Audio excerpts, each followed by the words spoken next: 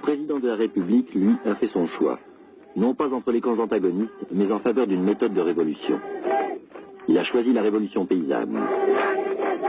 Ce choix correspond à la réalité yéménite. Un pays purement agricole ne peut attendre une hypothétique prolétarisation s'il veut dès aujourd'hui se lancer sur les chemins du socialisme. Et Salem Robaya Ali se lance à fond dans la mobilisation des masses paysannes. Les populations des montagnes lancent à tous les échos son nom de guerre, Salmin, nom qu'il adopta quand il prit les armes contre l'occupant anglais. En prenant le maquis, cet instituteur ne pensait qu'à l'indépendance nationale. Sa rencontre avec Marx et Lénine se fit tard dans les montagnes. C'est là d'ailleurs que la plupart des dirigeants actuels du Front National de Libération se sont familiarisés avec le marxisme. Comme pour Fidel Castro, c'est la lutte armée contre l'impérialisme qui les mena au socialisme.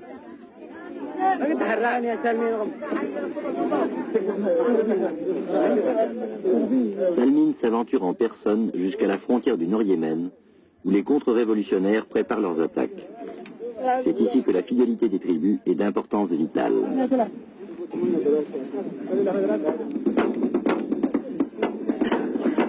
Voilà ce Yémen du Nord, autre moitié d'un pays divisé d'abord par le colonialisme, aujourd'hui séparé par les idéologies qui s'affrontent, comme le sont la Corée, le Vietnam, l'Allemagne.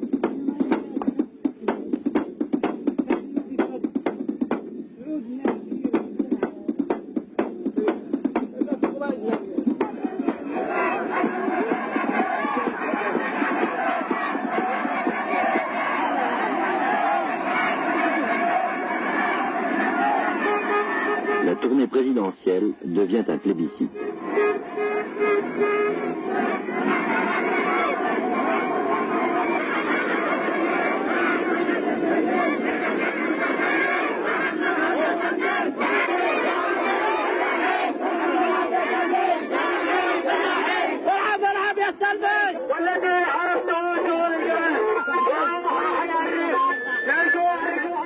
Pour ne pas faire de ce voyage une affaire personnelle, le président a amené la plupart des ministres.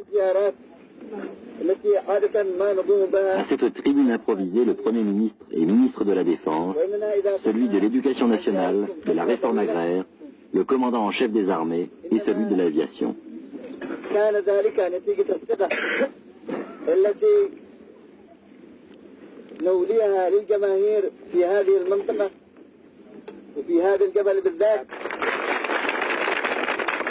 Le président n'hésite pas à faire son autocritique.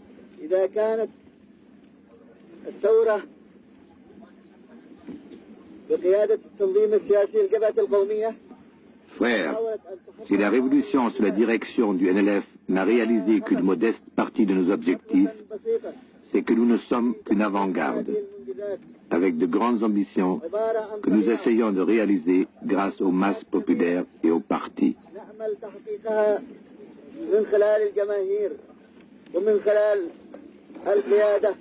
قيادة التنظيم السياسي للجبهة القومية.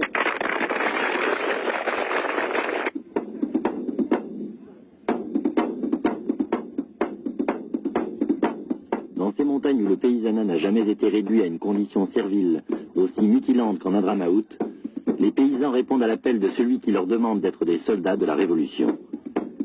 Aventurisme, c'est ainsi que les communistes qualifient cette action paysanne.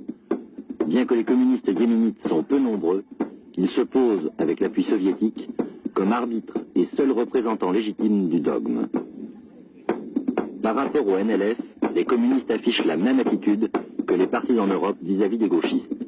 Avec cette différence fondamentale, au Yémen, ce sont les communistes qui sont le groupuscule.